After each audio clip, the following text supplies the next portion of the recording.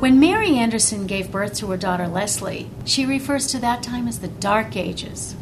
This was really the Dark Ages. You know, it's almost a half a century ago.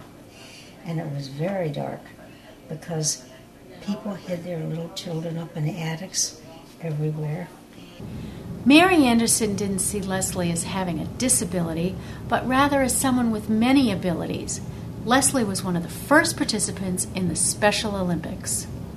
Leslie attended the very first Special Olympics there ever was in Boston, at Boston College, and she won the baseball throw. The hardest day in Mary's life was the day she had to drop Leslie off at the Mansfield Training Center because doctors told her she could never be educated in the public system. But happily, a few years later, Leslie would come home with Mary and her new husband, Homer, to their new blended family.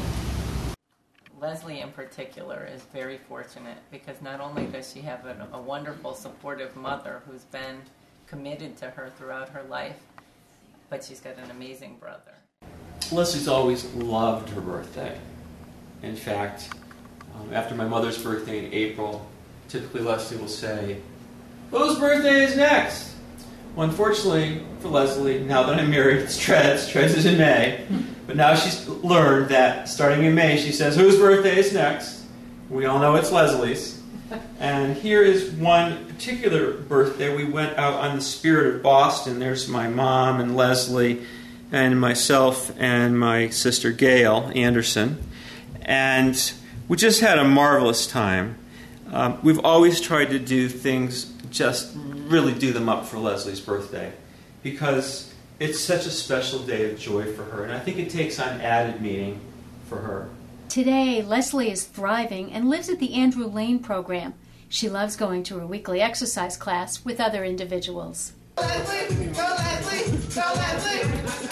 Go Leslie!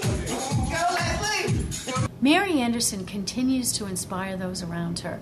She's an active member of the Family Advisory Council in Connecticut, rarely missing a meeting and advocating for Leslie and others. I've had the privilege of meeting monthly with Mrs. Anderson and just hearing about her experience. And I've been so inspired when I hear the story of what things were like 50 years ago and what you needed to do as a family member to keep your child at home and go against the advice of doctors or professionals and just do what made sense and what was best for your child. I have so much respect for Mrs. Anderson. She's a hero for the decisions that she has made in her life, unselfishly. She has made decisions for her children, for her family. Oh, Mrs. Anderson, you're a wonderful person, a lovable woman. It's a lot of things that we can learn from you.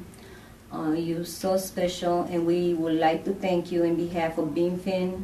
To me, Mrs. Anderson is a local hero because I think you have brought so much to Vinfen. I think not only in your support of your own daughter, but in your commitment in representing the Family Advisory Council and representing people that may not have family members that are able to commit to a monthly meeting. Mom, you are my hero because you've always fought for what you believed was right. You didn't always agree with the mainstream. You've always been an independent thinker. You've always done the best for your children that you could. And many times, that was going contrary to the message society was giving you. And so you're my hero because you've always been a very smart, independent-minded woman who's always spoken her piece, been kind to everyone, and really made the world a better place by virtue of having a very special child like Leslie.